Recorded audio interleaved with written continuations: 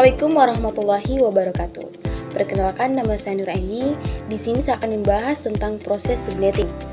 Yang dimana subnetting adalah teknik membagi satu jaringan yang besar menjadi beberapa jaringan yang lebih kecil untuk meningkatkan efisiensi dan keamanan.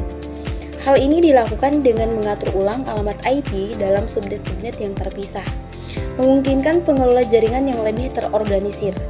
Definisi dan pentingnya subnetting. Subnetting adalah proses memecah atau jaringan IP yang besar menjadi beberapa jaringan kecil yang disebut subnet. Pentingnya subnetting yaitu untuk meningkatkan efisiensi, keamanan, dan kemampuan administratif dalam mengelola jaringan yang kompleks. Selanjutnya adalah langkah-langkah subnetting. Ada 3. Yang pertama adalah menentukan kebutuhan IP, yang dimana memperkirakan jumlah host yang diperlukan dan menentukan blok alamat IP yang sesuai. Yang kedua adalah memilih subnet mask, yang dimana memilih subnet mask yang akan digunakan untuk membagi jaringan ke dalam subnet.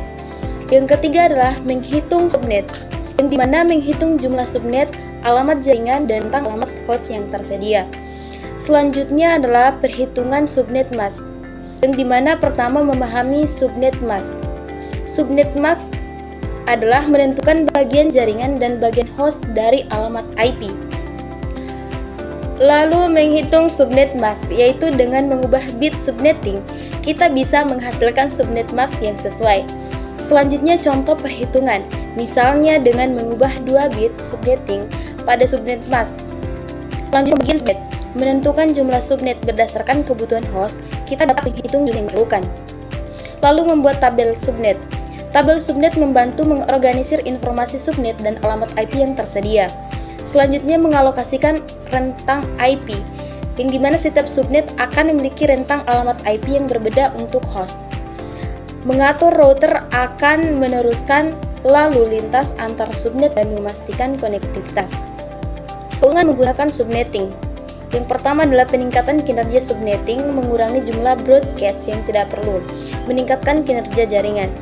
Peningkatan keamanan, setiap subnet dapat diatur dan dikonfigurasi secara terpisah untuk keamanan. Selanjutnya, kemampuan ekspansi subnetting, yang dimana memudahkan penambahan host baru dan perluasan jaringan di masa depan. Contoh implementasi subnetting. Jaringan kantor pusat memiliki 4 subnet untuk departemen yang berbeda. Jaringan cabang, setiap cabang memiliki 2 subnet, 1 untuk kantor dan 1 untuk lab. Jaringan wireless terdapat 3 subnet nirkabel untuk pengunjung, karyawan, dan manajemen. Selanjutnya adalah kesimpulan dan rekomendasi. Subnetting merupakan teknik yang penting untuk mengelola jaringan komputer yang kompleks dan membagi jaringan menjadi subnet. Kita dapat meningkatkan efisiensi, keamanan, dan kemampuan administratif. Subnetting harus diterapkan secara hati-hati untuk memastikan jaringan bekerja secara optimal. Baik, terima kasih. Wabillahi taufiq wal hidayah. Wassalamualaikum warahmatullahi wabarakatuh.